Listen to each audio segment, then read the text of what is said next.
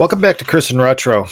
Today's video is going to be about an area of improvement that I've recently discovered over this last year, and it's almost cliche, but I think that it's incredibly impactful. And quite honestly, it's not the first year I've heard this advice; it's just the first year I've actually done anything with it. Now, it took me 52 years to learn this lesson, but it's something that has probably been one of the single most impactful small moves that I've made to improve the way I live, and it's something I want to share with you now.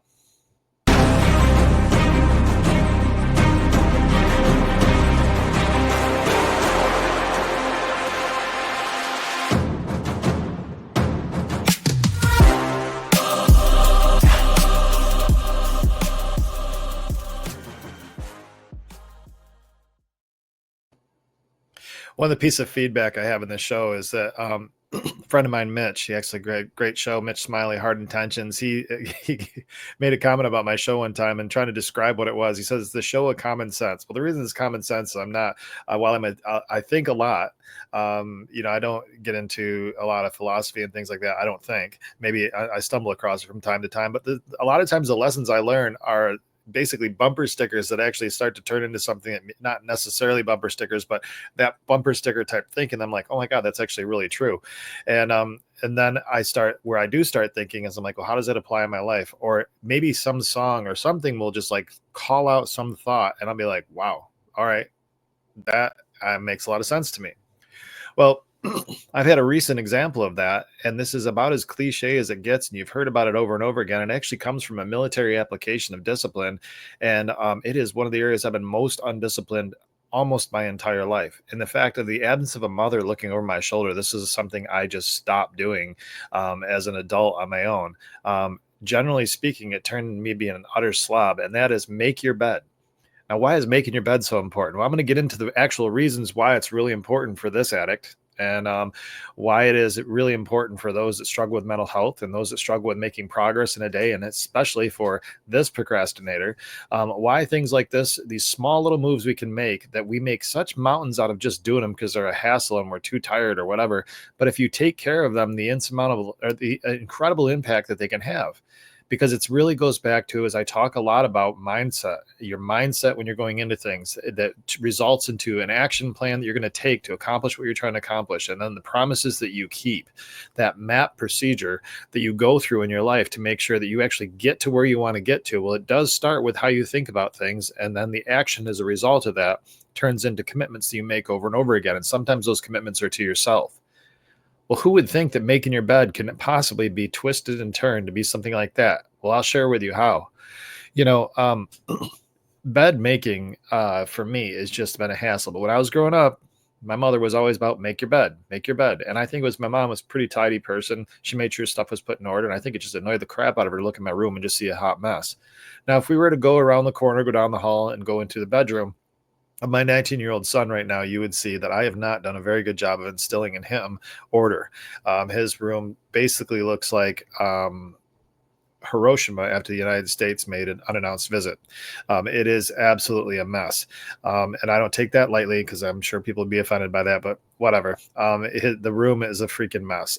There is paper plates, used dishes. The bed's never made, clothes that are clean are in piles. It's just a hot mess. And so that's an overwhelming circumstance, and it creates an environment of chaos in your life. And that's how I've lived. My room as of even a year ago was absolutely a disaster. I hated folding laundry. You'd wash it, pile it, then you spend half of your life digging through to find socks and a shirt to wear. It was an utter disaster. The only thing that I would hang up is the clothes I had to wear in a professional environment. I was an absolute mess. Well, then I started making sure that I make my bed. And so this task that's so absurd that I made a big deal out of it takes less than 2 minutes to do every single morning. And it's as simple as this. You roll over, you put your feet on the floor, you turn around, you make your bed. In 2 minutes, you walk out of the room or whatever else you have to do. And every time you pass that to the rest of the day, the entirety of the day, you don't have to think about having to make your bed. It took the most basic thought out of your head and 2 minutes.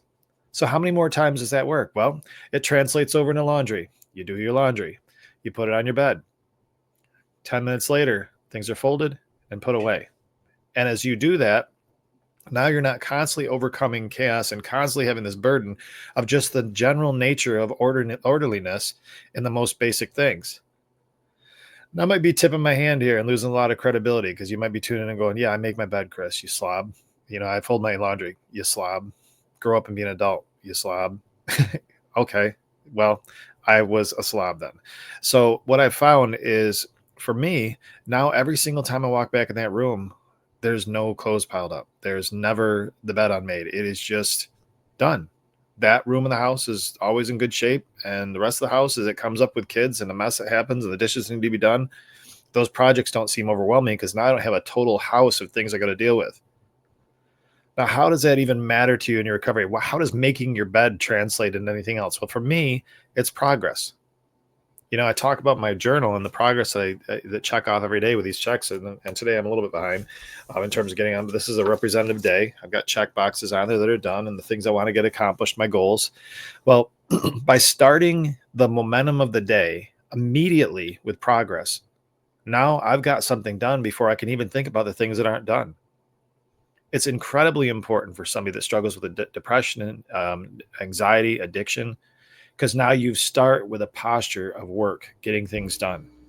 Now, I'm not suggesting that work always takes care of your problems, but it certainly takes care of the things that you shouldn't have to have in your mind. My friend Lala, Kayla Ross, she was on here a while back. I interviewed her, and she actually talked about in that show something that's impactful. If you got a pile of dishes that you just can't get to right now, and every single time you walk by that pile of dishes, there's a pile of dishes there, and you got to think about the whole pile of dishes. Well, wash 2 or 3 cups. Now you got less of a pile of dishes.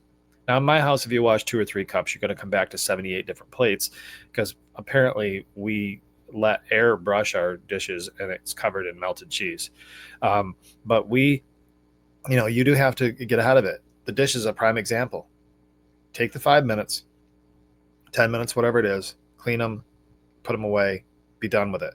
Now it's not in your mind all day long. This translates over in other things as well. So I would encourage you, take an inventory of those things that you just walk past that is overwhelming. Think of the things that you put off for no reason at all. Maybe you just don't know exactly how to address them. So let's say you got a major problem, a pile of dish type problem. Find the cups in that pile of that project or whatever it is. Find the small pieces that you can pull out and get accomplished so that you start making progress.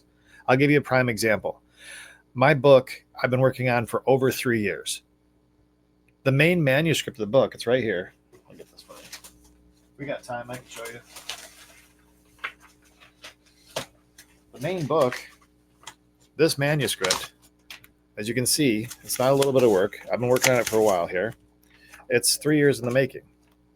In that, when I got done with it, I got feedback on it, and everybody's like, yeah, that looks really good. There's a few adjustments you want to make. If you ever want to speak from it, there's some things you got to make. So that then led to having to come up with this construct where I came up with map that I just described. And here's the map piece that I just finished up last night, finally, after 3.5 years. And so now the organization of the book is going to be built around that. And that's the next stage of editing. I tell you this because for the better part of about 1.5 years now, I've done almost nothing with it. And it was because I was always looking at it as the big edit, the big map construct and having it all come back into a book that I've already spent all this time on and all these stories that weren't necessarily thinking about map. So, but by taking it in that whole massive project and to get something that actually would be useful for an audience, it became nothing getting done. So this project that I put all these years into stalled for 1 year. And it wasn't because of writer's block. It was because I had put it in a stage in my mind that was overwhelming. It was chaos. It was an unmade bed. It was a pile full of dishes. It was clothes on the floor. It was just too much. It was the whole house. They had to be clean versus just doing pieces at a time. So what I started doing was making the bed in small pieces and doing a couple of cups of dishes this way. So what I would do is as I was working on the show or working with work, I would pull up on my personal computer a screen that had the book, that was the part of the book I was working on. And as I had time, some days just a paragraph, some days just a line, some days just sorting out a few things and breaking them out so I knew where my next thought was going to come from. Sometimes it was just highlighting pieces that I wanted to get done. But even in those 2-3 minutes throughout the last 6 months, every single day I could check the box of book that I had in here to show progress that every single day I was working on the book. And here we are now in those 6 months. I've made more progress in the last 6 months than I had in the prior year or last 4 months than I did in the last prior year and a half. All by taking a massive thing, breaking it down, not procrastinating, and doing something with it today. Progress. That progress motivated me. So now I wasn't dreading the book. It's something I've been so encouraged and happy to do. I've been dreading because I was putting it off and because it was just too much. And I kept walking past it and seeing the book sitting here. And oh man, I want to get that done. And yet I see the map stuff laid out. Man, I want to get that done. Or I think about it all the time, but I do nothing with it and it just sit there. So by pulling pieces out of it, now I started making progress. I started getting momentum. I started getting new thoughts. And now I'm in a new stage. So as of today, having finished up the map part last night, now I have energy to pull the two pieces together and start the final manuscript to submit to an editor. Now that is another big project and it's going to take a lot of work, but I'm going to start with a small step of just doing the layout. So putting it all together. And then I'll go back through and do my own proof to see that it all fits in nice together. And if it doesn't, I'll start. Then the next step will be just highlighting where it needs to fit. I'm not putting pressure on myself to say that's all got to be done in the next time I sit down, because that's absolutely absurd. And when I started stopped thinking about having to get it all done and started thinking about what I wanted to accomplish with it next, now it became a passion of a project of passion again, something that I love and doing, and I'm enjoying it again. I'm enjoying the writing piece of it again, instead of making it work and drudgery.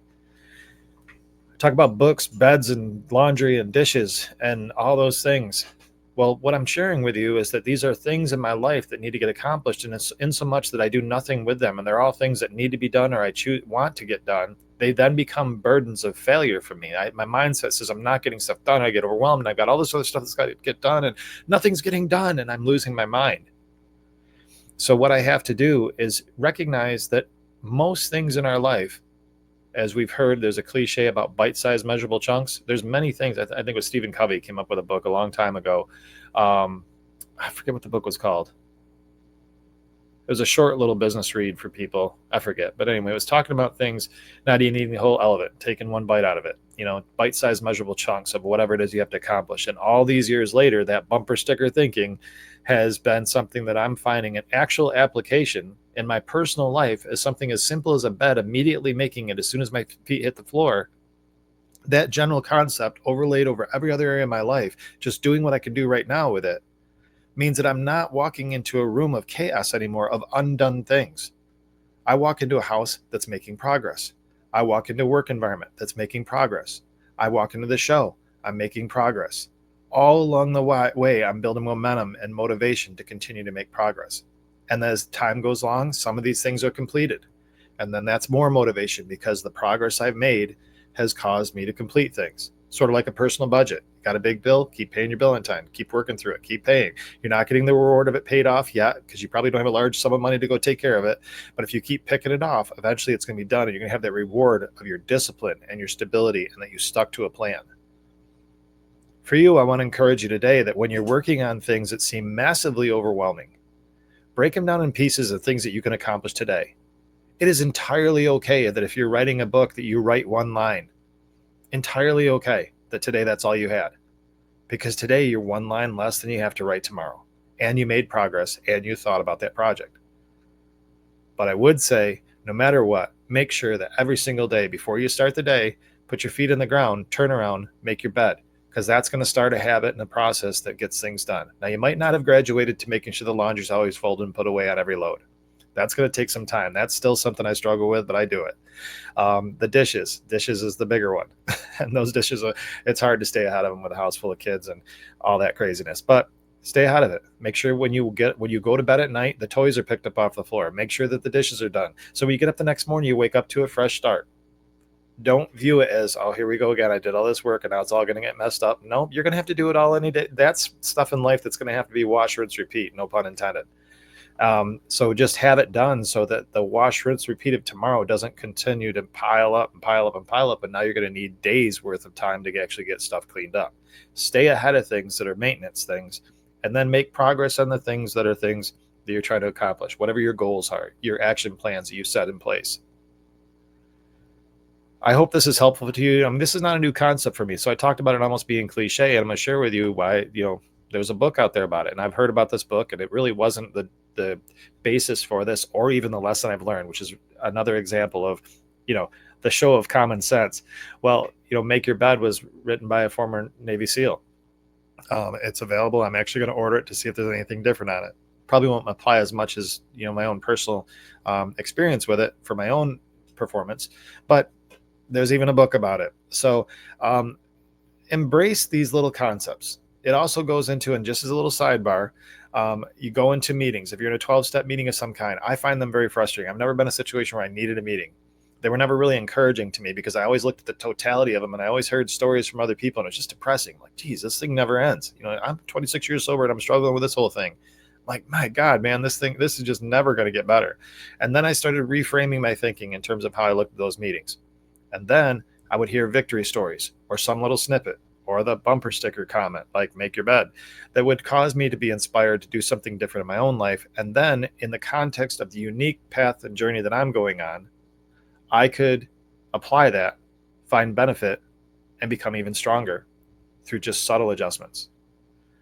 Your better life and the high risk living that you're living that could lead to total collapse might just be a small adjustment for you never to see that collapse. At the same time, when you find yourself in a massively difficult season, those small steps, the make your bed moments in that journey, many times could be the step that leads you to hope. I believe firmly that progress often is hope. For me, it's been played true all the time, is that if I'm making progress based on things that I'm choosing to work on, and I see that progress, it's hope, energy, stamina, inspiration, innovation, all those things, because I made progress and the pile doesn't just keep building and I'm not thinking about it. Be a person of action that calls others to action. You'll find great rewards in that behavior. So guys, I really appreciate you tuning in. I hope this was useful to you. Please like and subscribe and comment. We've all heard TikTok's down. I use TikTok, but TikTok was always in concert with Instagram. Everything was born out of this show. So tune into this show. This is the source of truth, as they say, for all things Chris and Retro. I appreciate you guys so much. Between now and the next time we talk, I'm going to do everything I can to stay out of trouble. I'm going to make my bed every single time. And I hope you stay out of trouble too.